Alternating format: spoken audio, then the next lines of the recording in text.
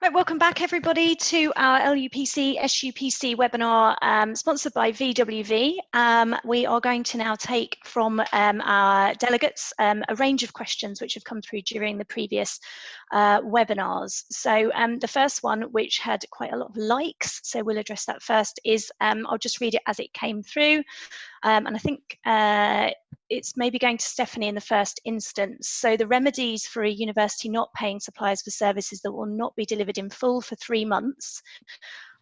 Universities will take a significant financial hit over the next year. Chief financial officers are not keen on the idea of easing large facilities management's supplier cash flows by paying for services that will not be delivered, particularly as these suppliers may have large private clients that are not obliged to keep paying in the same way. Monthly bills can be hundreds of thousands of pounds a month, which will be better off used to offset the lack of projected income, and many universities have already made it clear to suppliers that paying for these services that will not be delivered is not financially viable or sustainable. How great is that risk? And additionally, in the context of the risk of allowing for clawback is very high, will the supplier actually be here? Over to Stephanie. I think that's a good question, and I absolutely sympathise with universities. It's a really tricky predicament. I think the first thing to say in terms of general principles is, if you are a contracting authority, then the guidance is treated as binding on you, and I discussed in the presentation some of the potential remedies that are available. But I think in practice, going back to your question about force majeure contracts, I think it's sorry, not force majeure contracts, for FM contracts, I think it's actually worth unpicking, though, looking at each particular contract and working out whether you are still getting that particular service or whether you're getting a reduced service. And where you are having a reduced service, it's working out with the supplier what you think it is fair and reasonable to pay, taking into account their particular costs. As I said, it's important to note that the PPN 220 doesn't require you, I think, to pay for the whole cost. That's only one option. So you can look at other options, such as looking to see whether or not you can pay for their losses that they are incurring on an open book basis. The alternative is to discuss with the suppliers whether they're actually taking steps to furlough staff, because that might be one way that they can also reduce their particular costs. Thank you, Stephanie. The next question is from a museum, which is an arm's length body attached to the Department for Culture, Media and Sport.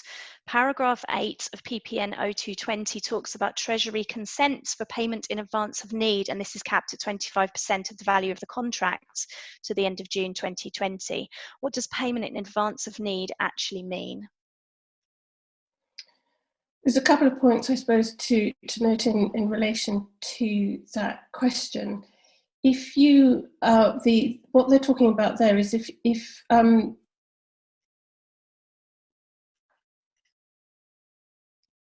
to deal with the second point first while I think about the answer to the first one, but the point about requiring consent from Treasury is that this Cabinet Office guidance has actually been issued. I don't know to what extent it's been consulted with widely across government. So where you are where you are an institution which is getting funding from a parent body, the general advice that we're giving is to make sure that you go back to that parent body and to discuss what PPN 220 means for those particular contracting authorities, because it may be that the Treasury take a slightly different view. But going back to the advanced payment, I think that if I think it's to help really identify cash flow. And if you've got a contract that is done in stages, it may be that actually, and you can't, due to COVID, the supplier is unable to meet milestones or particular. I think there is some suggestion that because they're unable to meet the milestones, that you may in certain circumstances be able to make an advance payment to help with cash flow. Thank you.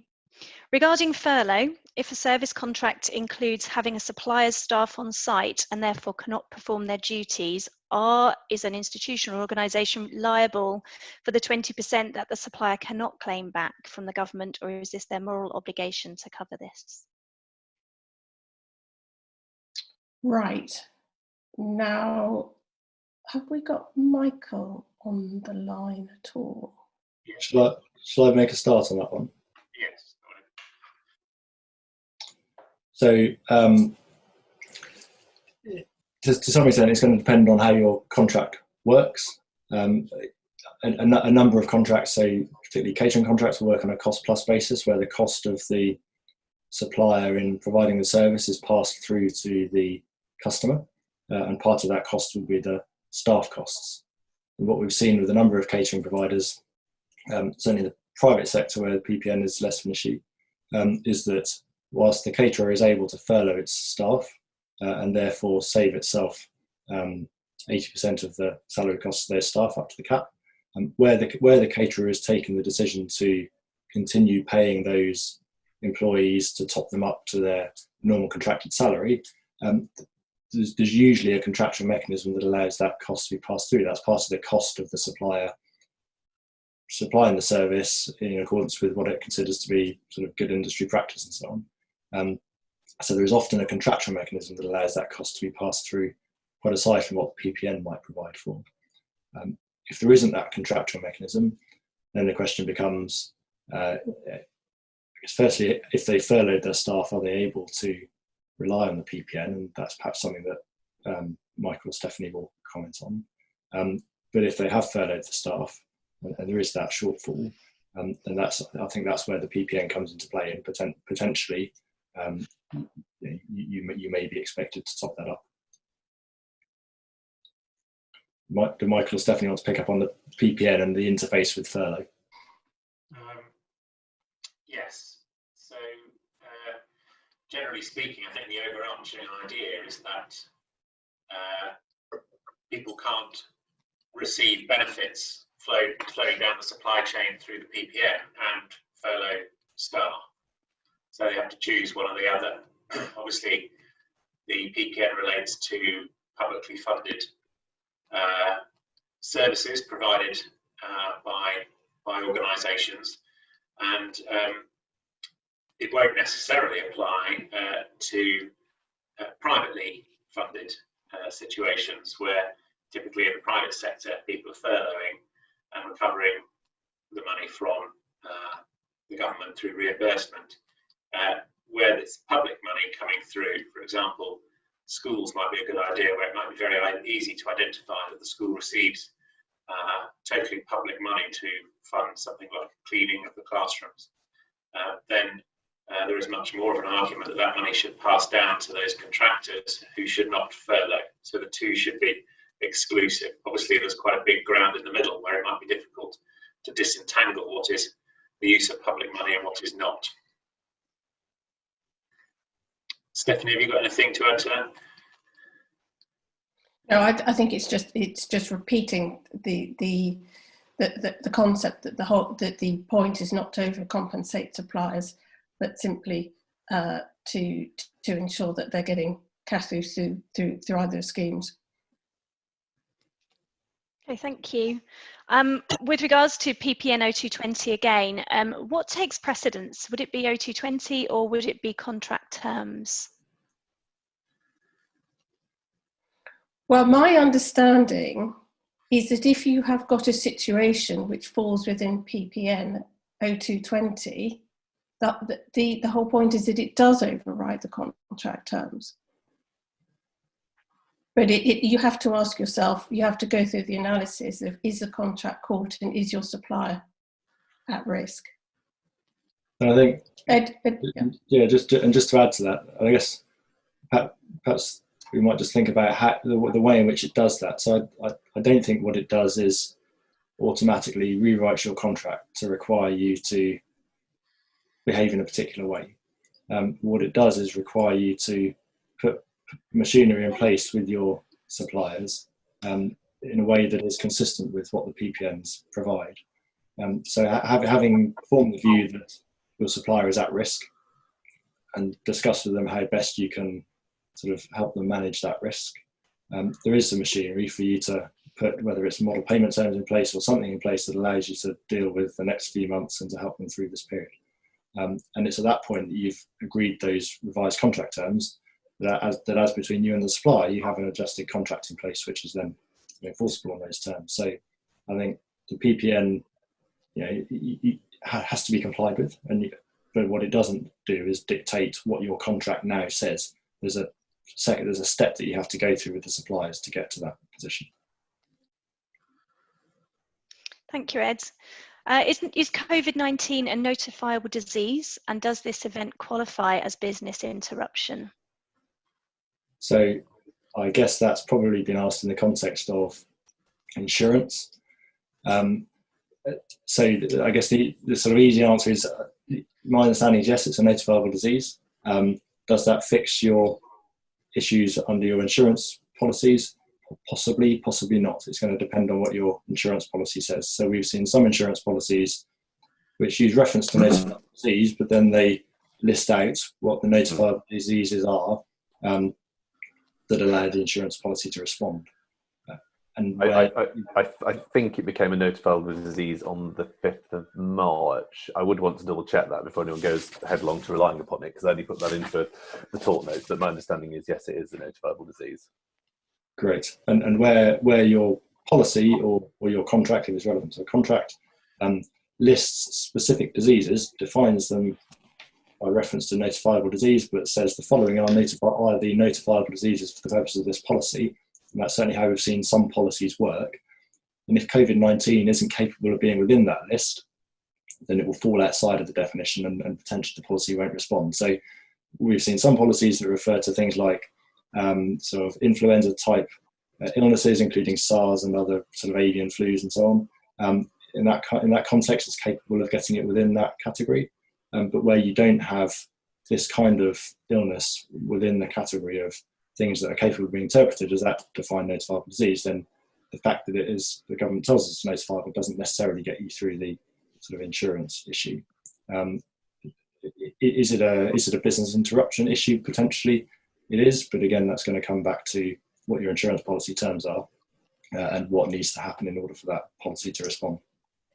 I suspect this issue is going to have a particularly large amount of scrutiny from insurers, because at some point in 3 months' time or so, there's probably going to be an awful lot of people contacting their insurers for claims.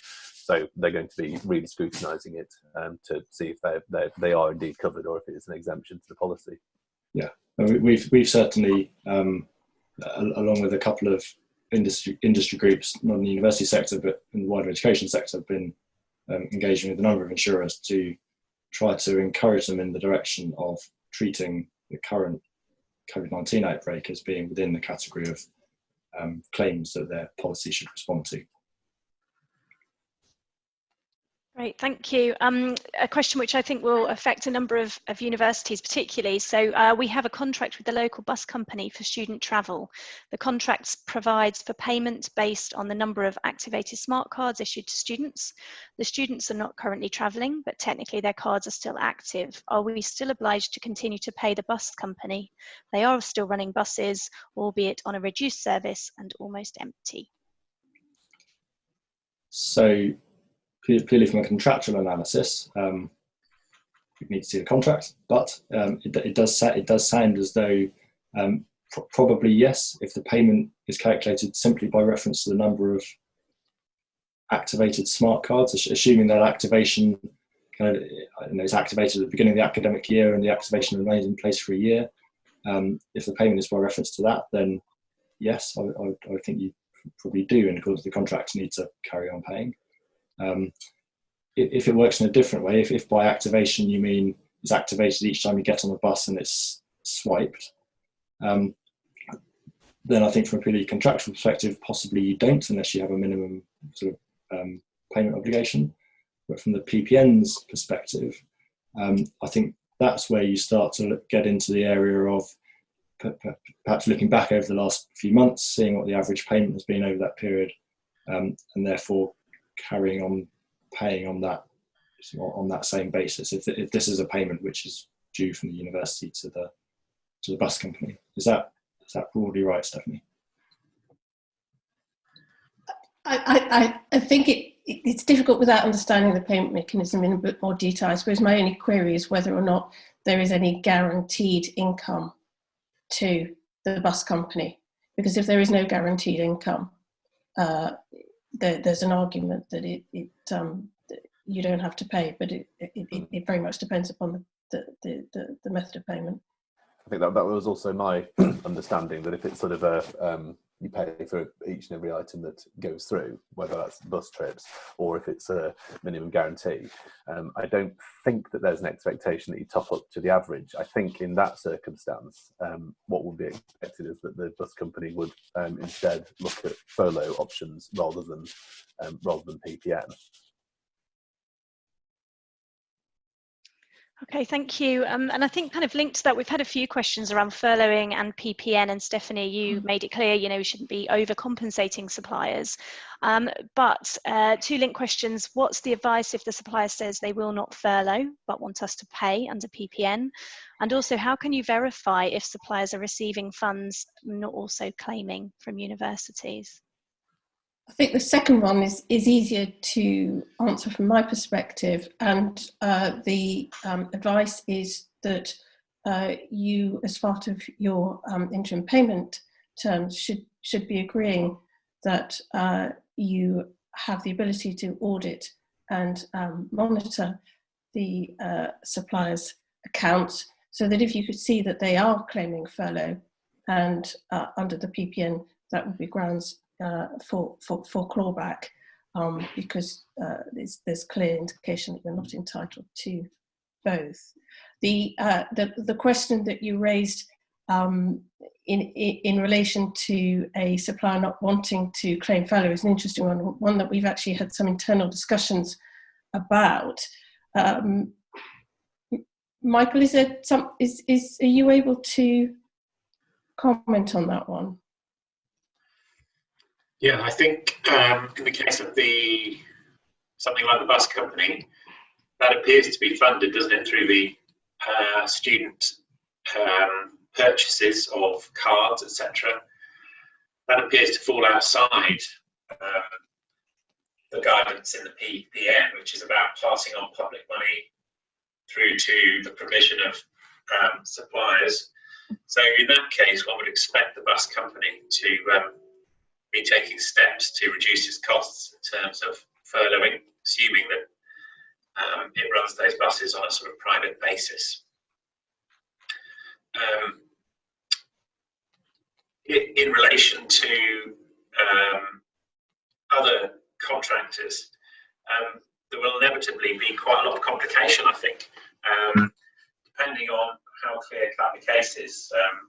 So I mentioned earlier the idea of cleaners in schools. That looks like there is a flow of public money through to the cleaning company there, because there's no sort of muddying of the waters of any sort of private input there. And it looks like PPN would be the route to follow there, meaning that the cleaning contractor wouldn't be furloughing staff, and you'd be able to push back pretty strongly there. And as Stephanie said, you have access to the accounts, etc., to ensure that's happening. In relation to catering at universities, that I think depends on the arrangements, the contractual arrangements you have. I know there'll be a lot of catering provision within universities which is on a concession basis, which falls outside of PPN. So if you have a well-known coffee brand who've taken a space within a university building to provide sandwiches and etc., refreshment, then really that's should be relying on the furlough in that case. And it comes down to then question whether there is any sort of catering provision which is so clearly funded by the public money received by the university that there should be a flow down to that contractor under the PPN. But a lot of, I think in the university sector, a lot of those sort of contracts are going to be, there's going to be quite a lot of difficulty in separating out what is the flow of public and what is the flow of private money. And each contract will probably have to look at its own right about whether a contractor has any force to the argument that they're not going to furlough. In a lot of cases, I think that you better push back on that in the higher education sector. I mean, I think there are circumstances where you could actually, divide the contract. So if you are still getting, there was a couple of questions that were raised about maintenance and the ability to carry, there's some ability to carry out some maintenance, but not necessarily reactive maintenance. And in circumstance like that, you may get the scenario where actually you agree that in relation to the planned maintenance, that will actually carry on and then you continue to pay the fee. But in relation to reactive maintenance, that's obviously more difficult to carry out. And it may be that there's a discussion then about furloughing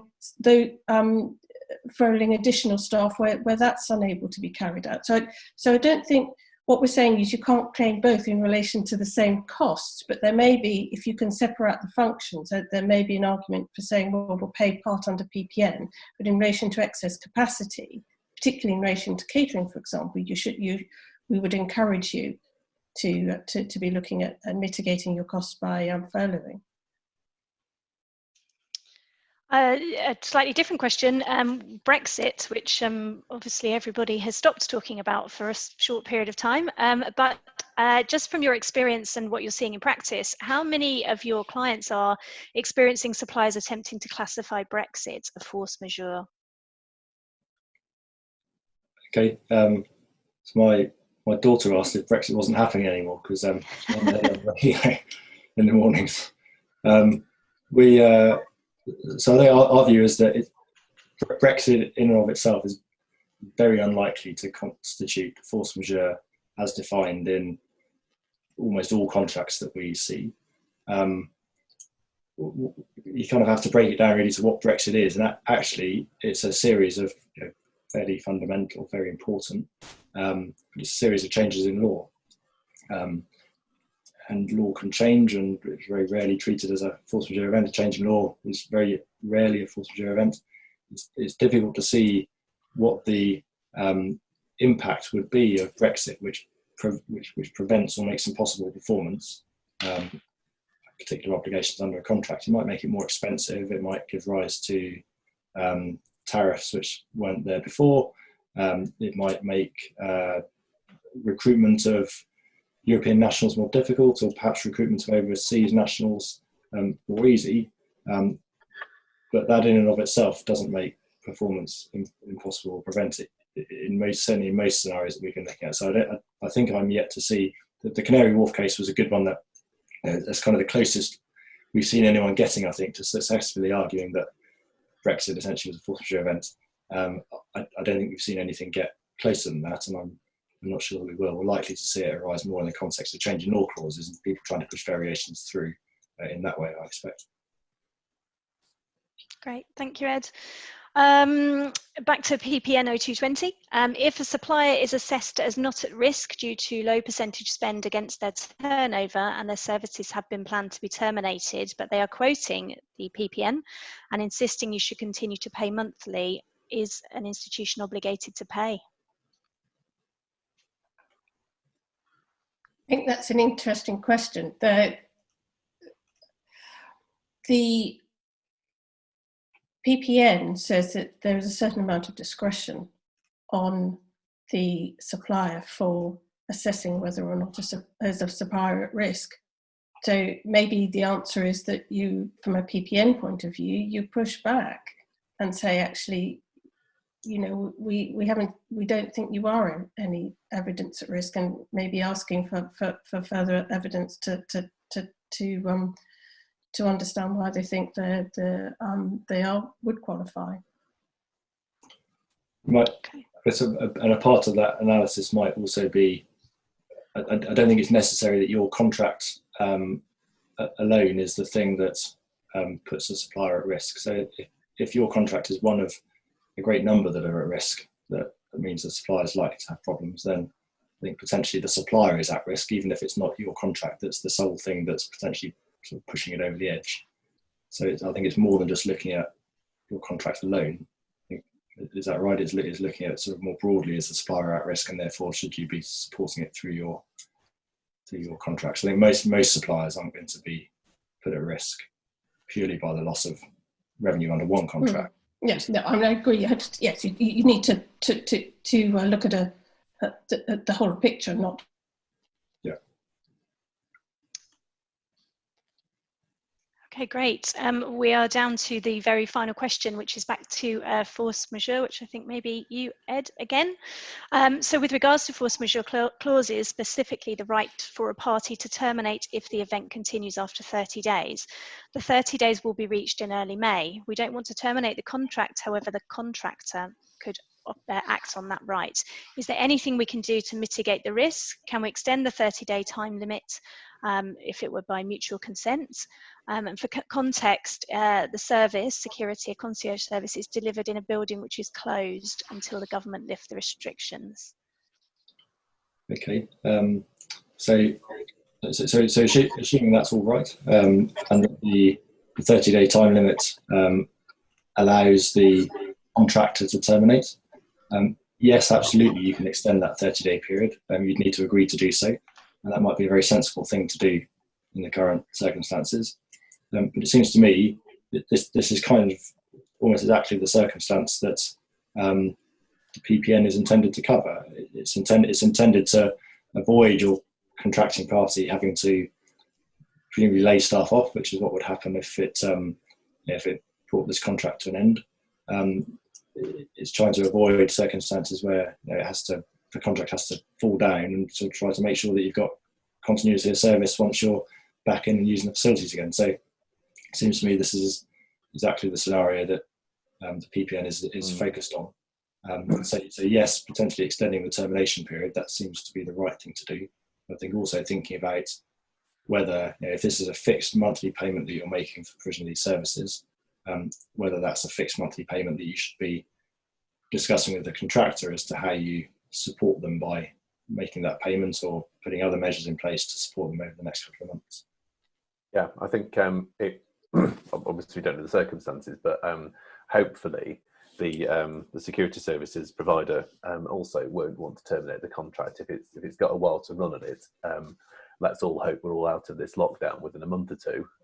Certainly within 3 or 4, the security service provider is presumably going to want to continue supplying those services at the end of that period. So by terminating it, it would be very short-term approach, I think. And I absolutely agree with Ed that the alternatives that the government have brought in to deal with these hopefully short-term issues would definitely be the more appropriate way to deal with them.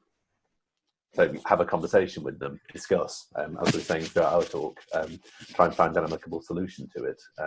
But just to pick up the question, I from what you said on the question, I don't think you would be able to do anything about it unilaterally to mitigate the risk if the contractor did want to just terminate. It's going to be the same as any other contractual provision, and it's going to be very difficult to vary that unilaterally without agreement. That's wonderful. Thank you very much.